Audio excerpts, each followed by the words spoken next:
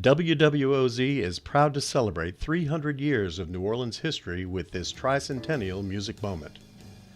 In 1970, the S.S.PRESIDENT was the last sidewheel steamboat in America, and it had called New Orleans home for 3 decades. It held a huge dance floor where 3,000 passengers could enjoy dance and concert cruises on the Mississippi.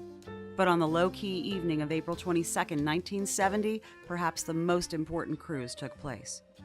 The concert was Pete Fountain and his orchestra, and also Clyde Kerr Sr. and his orchestra. Neither act was unusual to see in concert, but the show was important. It was the very first event of a new multi-day festival of local and national musicians. It was a financial gamble called the New Orleans Jazz and Heritage Festival. The following day was the unveiling of the first ever Louisiana Heritage Fair in Congo Square, as well as the first of a series of nighttime concerts at the Municipal Auditorium. In the end, the festival made a little over $50 that first year. The next year was also hard, but it was clear something important was happening, and producer George Wein and the Jazz and Heritage Foundation doubled down. The gamble paid off. Within a few years, the event was a cultural and financial success, becoming part of the fabric of New Orleans. And the Jazz Fest cruises with headlining acts on the S.S.PRESIDENT continued most years, alongside the Heritage Fair, which grew and grew, moving into the Fairgrounds racetrack. Fats Domino and Professor Longhair played Jazz Fest nighttime shows on the President, and so did Sonny Rollins, Tina Turner, B.B. King, Sun Ra, James Brown, Muddy Waters, and dozens more. The final Jazz Fest cruise on the President was April 30th, 1988, and featured Robert Cray, the Dirty Dozen Brass Band, and the Neville Brothers.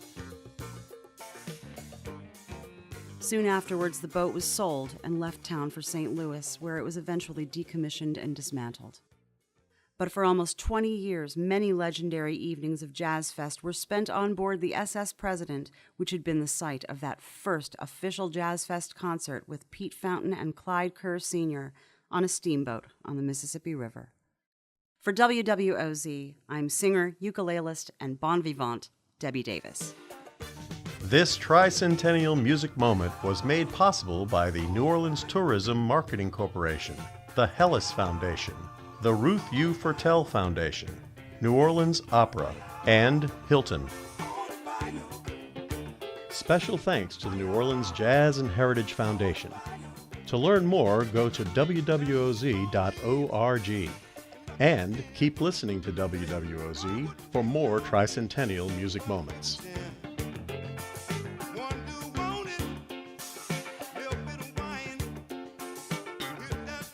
The gamble paid off. Within a few years, the event was the cultural... Oh my God. Come on, right. Make this your thing. I can do it. This is my Waterloo. Here we go. The gamble paid off. Within a few years, the event was a cultural and financial success, becoming part of the fabric of New Orleans. So close. Fabric. The fabric. The fabric. The fabric. Oh my God. Okay, here we go. The gamble paid off.